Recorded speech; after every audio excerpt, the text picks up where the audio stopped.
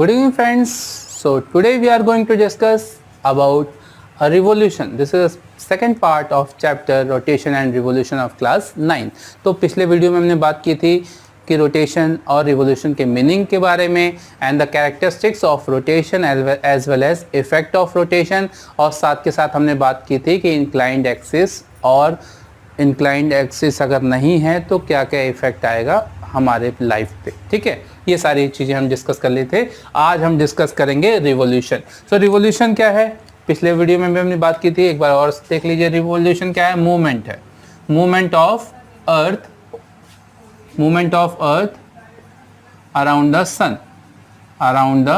सन, यानी सन के चारों तरफ चक्कर लगाने घूमने को क्या बोलते हैं? उस प्रोसेस को बोलते हैं रिवोल्यूशन। अब बात कर लेते हैं भाई रिवोल्यूशन के कैरेक्टरिस्टिक्स क्या क्या हैं, कौन कौन सी विशेषताएं हैं। कैरेक्टरिस्टिक्स ऑफ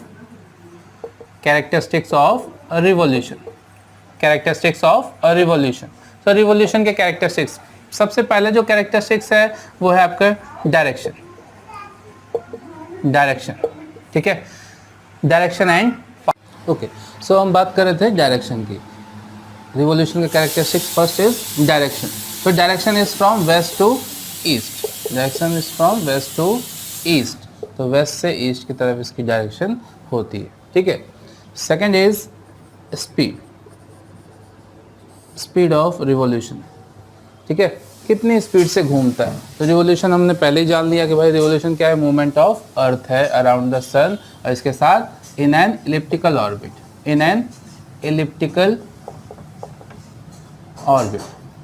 ठीक है, तो इलिप्टिकल ऑर्बिट यानी इलिप्टिकल शेप में ये जो रास्ता है इसका इलिप्टिकल है। ठीक है, इलिप्टिकल शेप में ये क्या करता है? मूव करता है। क्लियर।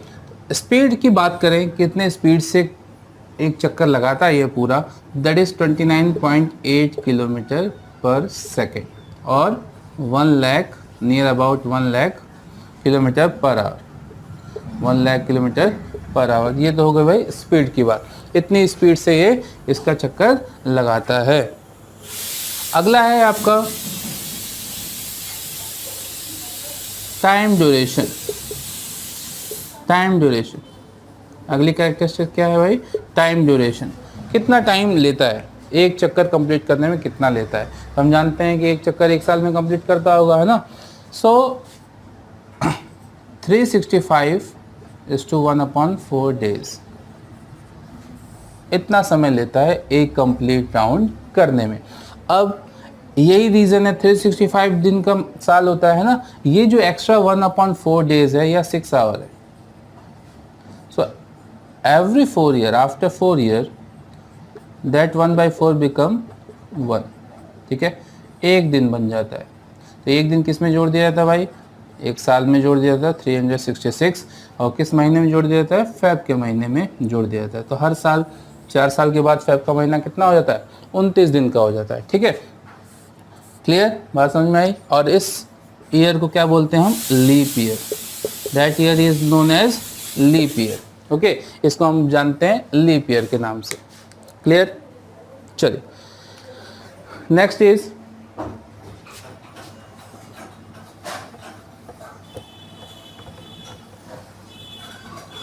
है ना। और लीप ईयर को पहचानेंगे कैसे?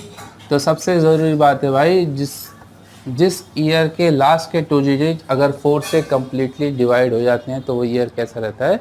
लीप ईयर रहता है। ये पहचानने का तरीका है। क्लियर, चलिए। फिर आप कहोगे सर फरवरी के महीने में क्यों जोड़ते हैं, बहुत सारा कन्फ्यूज़न है। तो ऐसा कोई हार्ड एंड फास्ट रूल नहीं है, किसी भी महीने में जोड़ सकते थे, लेकिन फेब के महीने में जो डेज की जो काउंटिंग है वो कम है। ठीक है, इस वजह से हम उसको फेब के महीने में जोड़ देते हैं। क्लियर, चल। Now effect of a revolution.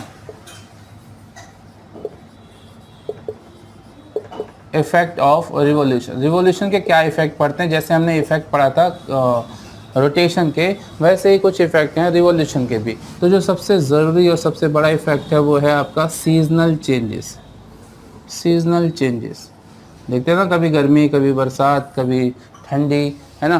तो ये जो सीजन चेंज होते हैं किस वजह से होते हैं भाई? ड्यू टू रिवोल्यूशन, सन के चारों तरफ घूमने की वजह से होते हैं। क्लियर। सीजनल चेंज के अलावा creation of heat zones, creation of different heat zones. So हमारे अर्थ सरफेस पे अलग अलग हीट जोन्स हैं, different heat zones, okay. And इसके अलावा जो लास्ट है आपका effect, that is aphelion and perihelion position,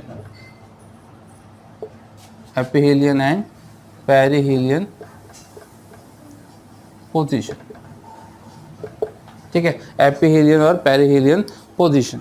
चलिए एक एक करके डिस्कस कर लेते हैं। सबसे पहले भाई सीजनल चेंज। तो ये जो सीजनल चेंज किसकी वजह से होता है, आपका रिवॉल्यूशन की वजह से। देखिए कैसे होता है, ये आपका बीच में हो गया सन, अब भाई ये चारों तरफ अर्थ क्या कहते हैं, इसके चक्कर लगा रही है। कौन से ऑर्बिट में, इलिप्टिकल ऑर्बिट में, ठीक है, इलिप्टिकल ऑर्बिट में चक्कर लगा रही है। And we know that earth tilted towards north pole,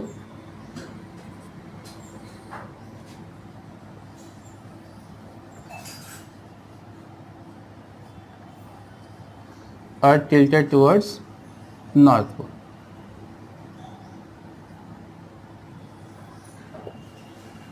चलिए इसी में हम सारा कवर कर लेंगे, फिगर को ध्यान से देखिए, ठीक है। तो अर्थ सन के चारों तरफ चक्कर लगा रही है। अब आप देख रहे होंगे, ठीक है, सीजन चेंज कैसे होता है। सो सीजन चेंज होता कैसे है, so when northern hemisphere faces the sun, when northern hemisphere faces the sun, ठीक है, नॉर्दर्न हेमिस्फीयर सन को फेस कर रहा है, यानी नॉर्दर्न हेमिस्फीयर में सन की रेज ज़्यादा आ रही है, देर तक आ रही है। तो नॉर्दर्न हेमिस्फीयर क्या फेस करेगा भाई, समर सीजन फेस करेगा। कौन सा season, summer season.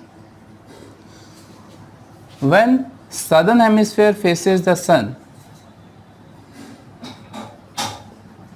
Then northern hemisphere faces winter season, winter season, ठीक है। अभी हमारे यहाँ समर सीजन है, तो सदर्न हेमिस्फीयर में क्या होगा, विंटर सीजन होगा, यानी ऑस्ट्रेलिया वगैरह में इस समय ठंडी का दिन होगा। क्लियर।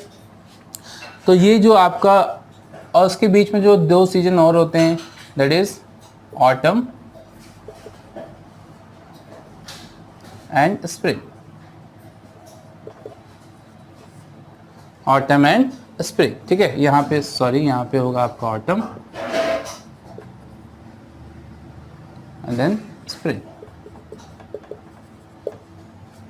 ठीक है। तो ये सीजन चेंज किसकी वजह से होते हैं भाई, रिवॉल्यूशन की वजह से होते हैं। जब इस नॉर्दर्न हेमिस्फीयर सन को फेस करता है, तो नॉर्दर्न हेमिस्फीयर में क्या होता है, समर सीजन होता है। जब सदर्न हेमिस्फीयर सन को फेस करता है, तो सदर्न हेमिस्फीयर में क्या होता है, समर सीजन होता है, और नॉर्दर्न में क्या हो जाएगा, विंटर सीजन, ठीक उल्टा होता है, ठीक है। इनके अलावा समर और विंटर के बीच में दो सीजन और आते हैं, after summer autumn and after winter spring, ठीक है। तो ये दोनों सीजन भी ड्यू टू रिवॉल्यूशन होते हैं, ठीक। ये तो हो गई सीजन की बात। Now creation of different heat Jones, उसके पहले हम ये बात कर लेते हैं एपिहीलियन एंड पेरिहीलियन पोजीशन। ये है क्या, एपिहीलियन और पेरिहीलियन पोजीशन क्या है। So we know that earth revolves around the sun in an elliptical orbit. किस ऑर्बिट में, इलिप्टिकल ऑर्बिट में घूम रही है, ठीक है।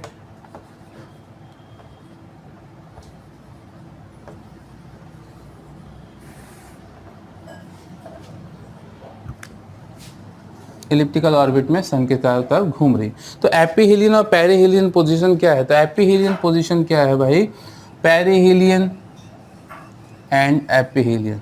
तो कैसे हम याद रखेंगे, तो ये पोजीशन है क्या, पहले बात तो ये जान लो कि पेरिहीलियन क्या है, the shortest distance between earth and sun. तो इलिप्टिकल ऑर्बिट में एक इसका फिक्स ऑर्बिट है घूमने का, उसमें एक समय ऐसा आता है जब अर्थ सन के सबसे नज़दीक रहती है, और एक समय ऐसा आता है जब अर्थ सन के सबसे दूर रहती है, ठीक है। तो जो सबसे दूर रहती है सन के, उस पोजीशन को हम बोलते हैं एपिहीलियन, और जो सबसे नज़दीक रहती है उस पोजीशन को हम बोलते हैं पेरिहीलियन। क्लियर, ठीक है। तो perihelion means shortest distance, shortest distance between sun and earth, sun and earth. Aphelion means longest distance, longest distance between sun and earth. ठीक है, ये पोजीशन आती किस किस दिन है? तो जो पेरिहेलियन की पोजीशन है वो आती है आपकी 3 जनवरी। 3 जनवरी को सन सबसे नज़दीक रहता है। ठीक है, अर्थ सबसे नज़दीक रहती है सन के। और जो एपिहेलियन की पोजीशन है, दूर वाली पोजीशन, वो रहती है आपकी 3 जुलाई। ठीक है, तो ये पोजीशन आपकी रहेगी 3 जुलाई और ये पोजीशन रहेगी, ओके, ये पोजीशन आपकी जैन। क्लियर? 3 जनवरी को ये पोजीशन रहेगी। क्लियर, समझ में आया? तो एपिहेलियन क्या है भाई? एपिहेलियन है longest distance and perihelion shortage distance. याद कैसे रखेंगे, कभी भूल जाए, कंफ्यूजन हो जाए एग्जाम में। तो पेरिहेलियन यानी पास, पेरिहेलियन का मतलब पास है ना, पी फॉर पास। तो जो पास रहेगा वो है आपका पेरिहेलियन और जो दूर रहेगा वो है आपका एपिहेलियन। एक याद करेंगे तो दोनों याद हो जाएगा। क्लियर हो गई बात? चलिए, next is creation of different heat Jones. तो डिफरेंट हीट जोन्स की बात कर लेते हैं। पिछले क्लासेस में भी आपने हीट जोन्स के बारे में पढ़ा होगा, तो हम बात कर लेते हैं थोड़ा सा। ठीक है, so due to changes of position earth create different heat zones. ठीक है, डिफरेंट